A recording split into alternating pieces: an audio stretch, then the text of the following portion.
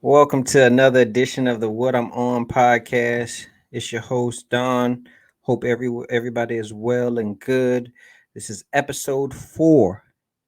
Four. We're trying to stack them up, man. I'm trying to create more content and just keep it coming. But we're gonna start today off with one of my favorite all time Bengals receiver. Not even just Bengals receiver, just receivers. Period. Like AJ Green announced that he was retiring yesterday, and you never realize how much like sports figure actually means to you until like something happens to them. Like I didn't realize that like Kobe meant so much to me until he passed away. But then like yesterday when AJ Green announced that he retired, it was just like, dang, like him and Chad Johnson are the reason why I even became a Bengals fan, to be honest with you. Like, Chad was the more outgoing. He gonna tell you his route. He gonna still perform the route. He gonna catch on you. He gonna route you up. AJ would just he was like a silent assassin. And I just remember year in and year out back what years those was.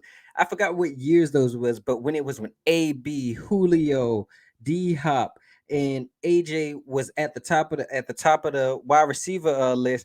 And I used to just remember always sitting here thinking like, man, people don't put respect on AJ Green name. Like, bruh is really like that. I would be out here saying that he was the best wide receiver out here. I mean, just some just look at this, man. He put up 10,514 career yards, receiving yards, then second at all time in Bengals receiving and TDs. Like, come on, man. He made seven straight Pro Bowls to start his career. Nobody else has done that, and he's a two-time All Pro.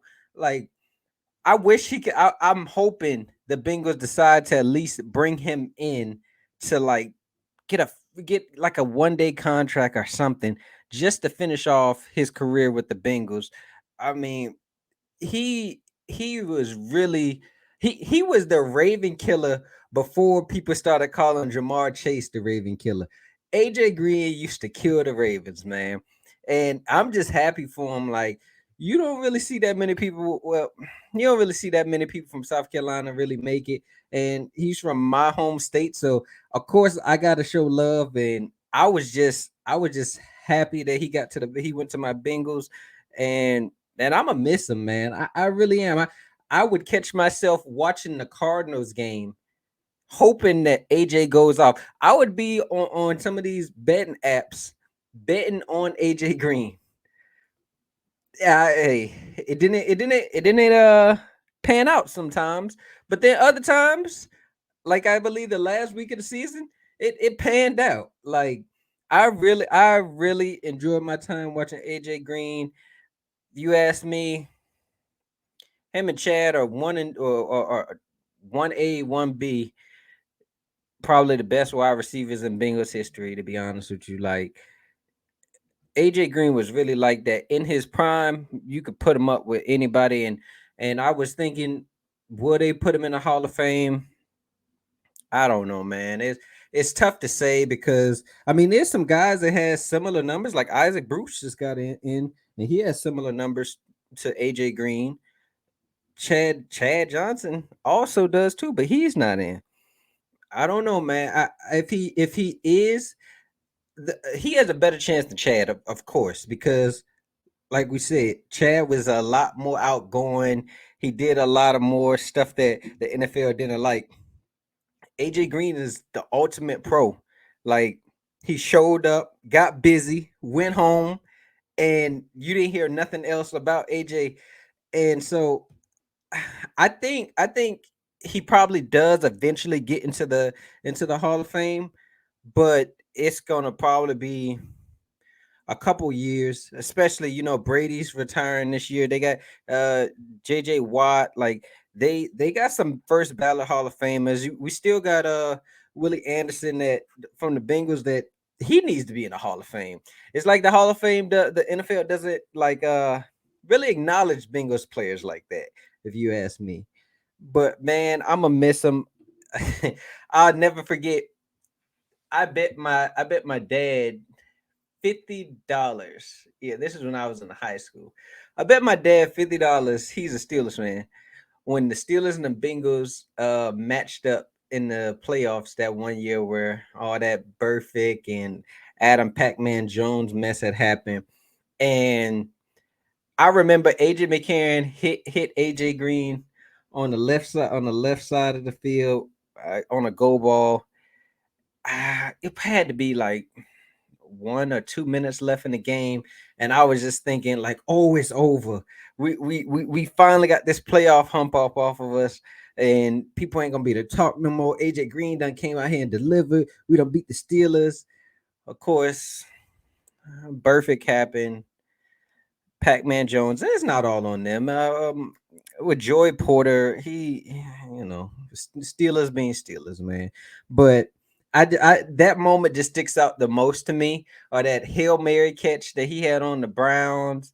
It's just so many memories when you think back on like somebody that was your favorite player or still is my favorite player, but you just forget some of these moments, and then when something like this happens, it's like nostalgia being able to see like people bring up all these highlights of him and how good he really was, because I don't think he got the respect that he really deserved. So I'm just happy for AJ Green, man. I wish him best on his future endeavors, and hey, hopefully he is a Hall of Famer this year. Well, not this year, but soon. Like he deserves it. He really does. Our next topic, we're gonna go to the Kyrie trade now. Now the Mavericks traded Dorian Finney Smith and Spencer Dinwiddie, a first and 2 seconds for Kyrie and a Morris brother. Now, at first I thought this trade was kind of I, I thought it was I thought Brooklyn kind of got like the worst end of the deal, because you seen other deals started to pop up where, and I get it. If I'm the Nets, I'm not trying to help Kyrie get to the team that he wants to get to. He wanted to go to the Lakers. I wouldn't trade him to the Lakers. The Lakers offered both of the 27 and 29 first round pick. I get it. I wouldn't have sent him there either. But at the same time, Phoenix offered Chris Paul and Jay Crowder. I get it. Chris Paul is not the Chris Paul of old, but then they also came out that the Clippers, they offered Trey, not Trey man, I forgot his name, but they offered a young asset and a first and like two or three first round pick swaps. Like I just I would have went for that, to be honest with you, because it's no guarantee. Like you're putting your faith in Dimwitty as your second scorer. And I know people are saying like, oh, they're not gonna be done. They could go out here and get another piece. But right now, I just don't see any piece out there that's available that's gonna convince me that whoever that piece is and KD is going to be able to get out that Eastern Conference. Like you still do have the Celtics, who probably is the best team in the league this year. You still do have the Bucks, still have Giannis. You still have the Sixers, and Embiid is balling. So as much as I like KD, I really do. As much as I would like for him to go out here and win the title on his own, so people can shut up about, oh, now he can go out here and win. He's never won one on his own and all that. Maybe if he went out here and did that, but I just find it hard to believe that that's going to be able to happen with this roster around him. Yes, they got better on defense, but you still have a Ben Simmons problem. What are you going to do with Ben Simmons? He has no trade value. He don't got no value on the court. So it's like you got what you Cam. I would say this: Cam Thomas has been balling. Put up for another 40 piece. I give him that. But at the same time, you got so much unproven around KD that you can't believe that they're gonna be able to actually make noise in the Eastern Conference. Like I'm just finding it hard to actually see a way that they keep KD after this season. To be honest with you, like if I'm KD, get me the hell on up out of here. To be honest with you, because KD, I know people like to say, "Oh, KD bought this upon himself." Even if he did stay with the Warriors, people wasn't going to give him the credit that he deserves. In my mind, KD's top 10 all time, to be honest with you. He's just like that. But in some other people's mind, he hasn't done enough by himself to be top 10. And so he tried to leave the Warriors and go team up with Kyrie. Kyrie Kyrie has really cost this man, I'm not going to say his legacy, but a better legacy than what he would already had, because I mean, Kevin Durant, he's arguably the most skilled player we've ever seen in the NBA, to be honest with you. Like, bruh is really like that 7 footer that can cross you up, pull up, get to the hole. And we saw even when he was with the Warriors and some this year, bruh can D up. So I just feel bad for him because 2 years ago when they did have Harden and Kyrie, both got injured in the playoffs. Then Harden did come back, but Harden was on one leg. He came this close to advancing to the Eastern Conference Finals, just him by himself, basically, versus those Bucks. And in my mind, I think he would have beat the Hawks. Like, I really do. Trey Young wasn't. They wasn't gonna have nothing for KD. And then you say, "Oh, would he have beat the Suns?" I believe so. Like, I just feel bad. I just feel bad for him, to be honest with you. And so now, what? This gonna be just a wasted season, bro? Already like 33, 34. Like, and I get it. How much more years is he gonna be prime KD? We don't know, man. Like, this injuries are starting to become a regular occurrence every season for KD. But let's get back to the main person. Who's the main person on this topic? Kyrie. Now, he goes to Dallas. Don't get me wrong, it's going to help Dallas. But at the same time, how is that fit going to be? Like, I'm hearing a lot of people praise it. Like, yes, they got a spectacular talent. Kyrie is a spectacular talent, but at the same time, Kyrie comes with a lot of baggage, and he's unpredictable. You can't put your trust in Kyrie. If we've seen anything, do not trust Kyrie. So I'm interested to see how him and Luca fit together, because we even saw when Luca played with Brunson. When Brunson did have the ball, 9 times out of 10, Luca was in that corner, just sitting there. He doesn't move off the ball. He doesn't do much. Kyrie, he can move off the ball. We saw it with Ben Simmons. He played a shooting guard from time to time. We saw it with Harden. I mean, we seen him play with LeBron. So I'm not going to sit here and say Kyrie can't play with Luca, but can Luca play with Kyrie? That should be the real question. Like, I'm just not sure. I mean, look at this. I mean, Luca and Kyrie, they're top 10 in ISO rate, man. Like, what y'all just gonna be with the Mavericks? Just gonna be playing isolation basketball every single time down the floor? His usage rate is the second highest in the league. Kyrie is top 15. Like, I'm just I'm really trying to find a way to say this is gonna work, but I don't know, man, because now their defense already was shot, even with Dorian Finney Smith. Now you got Kyrie, your defense is still gonna be horrible, even worse now.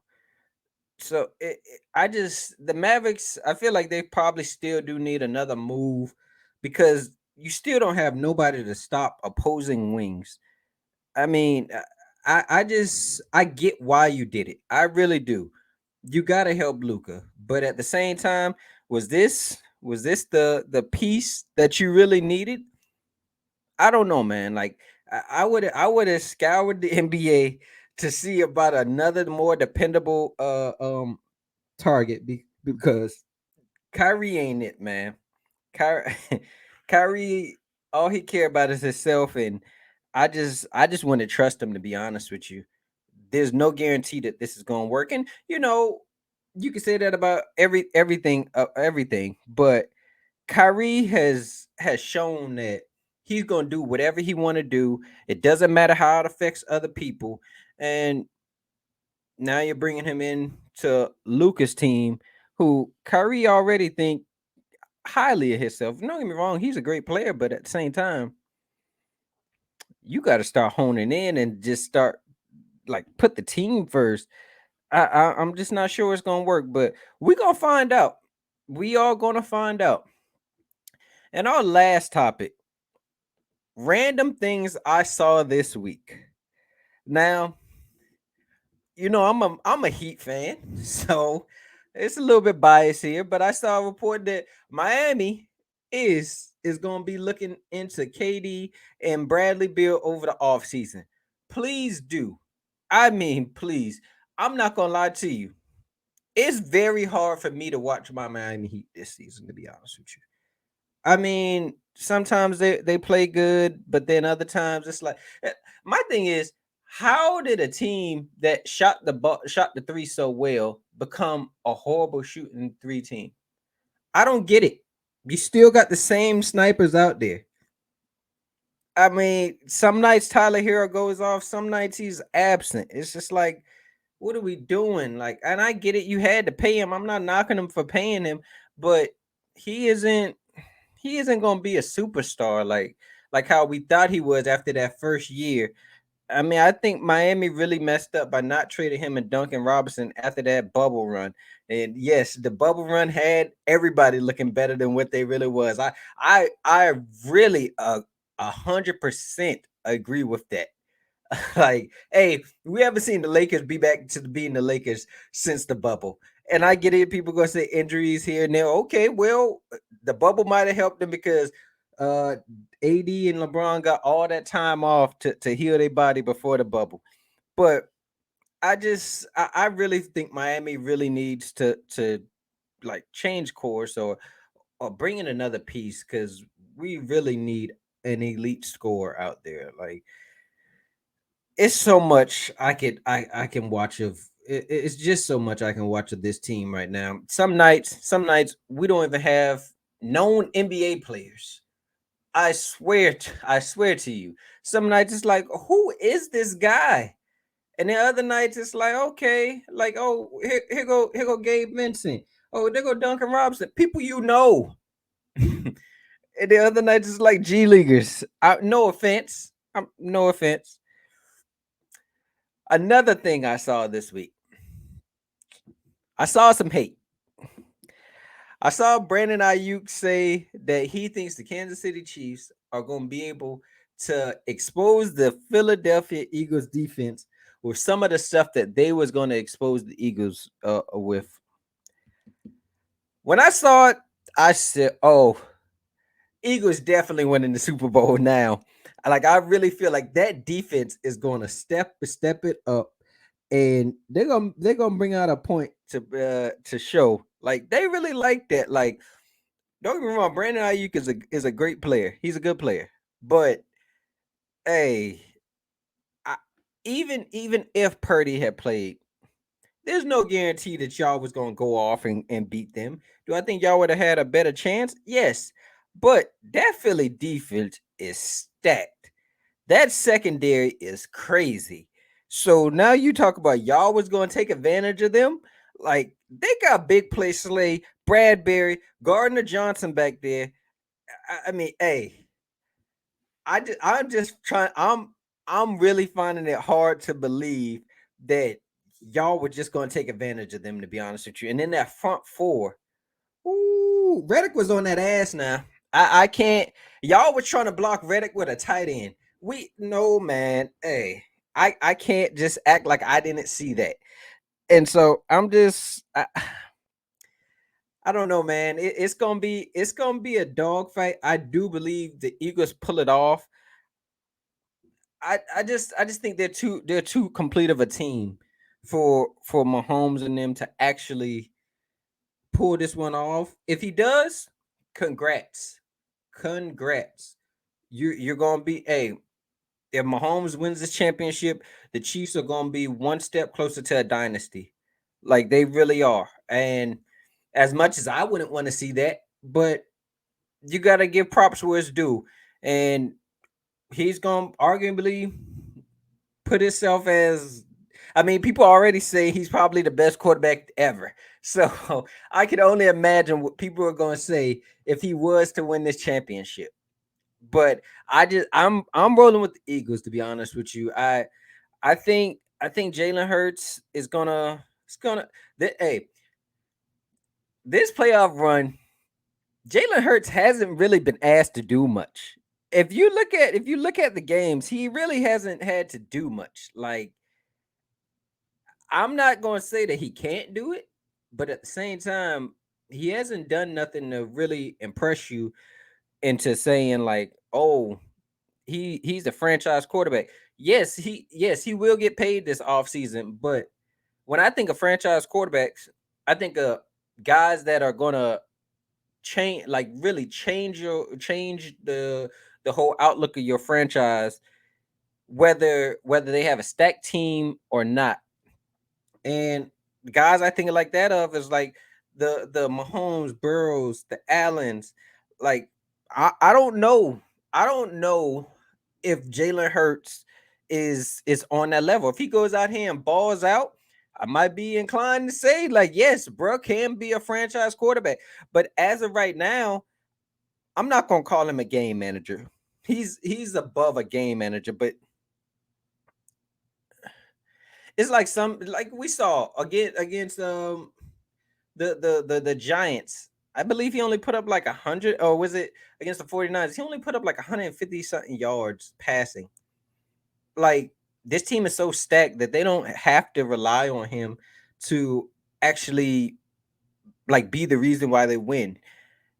So it's kind of like I can't knock him because his team is so stacked, but at the same time, it's like you're not the reason. It's a collective up over there. So I don't know. I don't know where we're here stack up to after the season. I have him ranked at 4 right now, but at the same time, I don't know if he'd be a franchise quarterback for me to be honest with you. Another thing I saw, Brian Flores got the defensive coordinator job for the Vikings. Congrats to that man. Really. Like congrats. He had a chance to get the Arizona Cardinals job. Um I wonder why. I wonder why he didn't actually want to be the head coach of Arizona instead of being the defensive coordinator of the Vikings. I mean, I get it. Kyler's coming off a ACL. Vikings, I can't even say they got better pieces on defense than the Cardinals because uh, both kind of shot. But I just say this. I'm happy for him. I know he had that lawsuit against the NFL and the discrimination lawsuit. And I'm just happy for him to be honest with you. Like I really think he's gonna bring some some actual great coaching and great schemes to that Vikings team because last year it was get it however you want it out there, to be honest with you. It was crazy. And so I feel like even when he was with the Dolphins, that defense was pretty tough. I feel like he's gonna bring some free agents in, draft the right pieces, and I wasn't high on the Vikings coming going into next season, but with Brian Flores, I might have a change of tune. We'll see. We'll see the moves that they make. If they make some moves that I like, I might just have to retract me saying that the Lions are gonna have a better record than them, or I might have to retract. Nah, they still probably would be. I might have to retract saying that they won't make the playoffs. To be honest with you, I mean, it's gonna be tough. It really is. The last thing I saw this week was Bleacher Report put out fresh NBA trades. And some of the trades I saw, I was just like, okay, I like that. First trade we saw, KD goes to Boston. So Boston would get KD. The Nets would get Jaylen Brown, Derek White, a 2025 first round, 2027 first round, 2023 second round pick, and a 2026 first round swap. Now, you talk about the rich get richer. If Boston was able to get KD, I would, hey, there's nothing there's nothing stopping the Celtics from winning the NBA championship. And that might even be with Jaylen Brown. To be honest with you, the Celtics are that good. Like they really are. I'm a Heat fan. I don't want to give them props, but I got to give props where it's due. And now you talk about bringing in another 30-point score with NKD to Boston, with Jason Tatum, with Robert Williams, with Marcus Smart. Hey, Boston could win the next couple championships, to be honest with you. They really could. Like I'm I'm really high on Boston this year. Like I'm not gonna say they're the same as my Bengals, but they reminded me of my Bengals. I have a homeboy that's a Celtics fan. And last year, when both of our teams lost, when my Bengals lost in the Super Bowl, and when his Celtics lost in the finals, he said, Don, I see how you felt like, because after the Bengals lost, he hit me and just like, man, it's gonna be tough for y'all to get back. I said, bro, we got it. And this year we came a little bit short in the AFC Championship game, but we was there. And so that's the same thing I feel with the Celtics. Like they lost last year, and it seemed like they ain't missing a beat. They came back out this season, and they looking like they're primed to win the NBA championship this season. I know people are gonna say the Bucks are out there and Philly is out there. I would I would take Boston, to be honest with you. Another trade I saw the Lakers get Fred Van Vliet, Gary Trent Jr., Malachi Flynn. The Raptors get Westbrook, Max Christie, 2027 first round and 2029 first round. If you ask me, this would probably get the Lakers back to the finals, to be honest with you. If this trade was to go down this season, because hey, say what you want. The Lakers, I'm not the biggest Lakers fan, but LeBron is still balling like he's prime LeBron. Like AD at the beginning of the year, if the Lakers were just a little bit better, AD could have went as MVP, to be honest with you. Like they was really balling like that. And then you talking about bringing in Fred Van Vliet, who is arguably a second tier type of point guard who can at least average 20 points a game, can distribute. And then you bring in a sharpshooter like Gary Trent, who can play a little bit of defense also. Lakers, hey, because the West is wide open, to be honest with you. I know we talked about Kyrie out there with the Mavericks, but like I said, they have no defense. Who's stopping LeBron? Who's stopping AD? Nobody.